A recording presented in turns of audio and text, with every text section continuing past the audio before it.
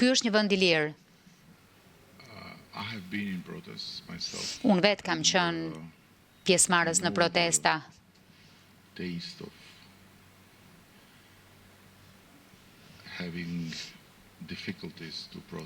Dhe e di mirë, e njoh shijen e momentit kur e ke vështirë të protestosh.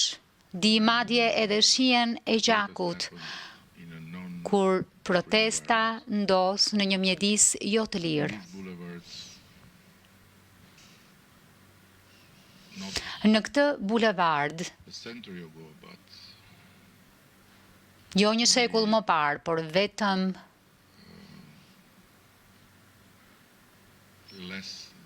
më pak se 20 vjet më parë,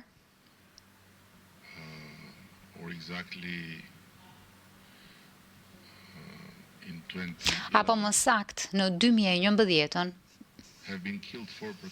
4 protestues u vranë me armë sulmuese.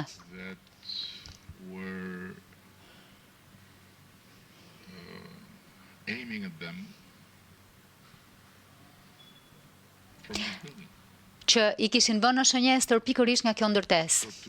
Kështu që për mua,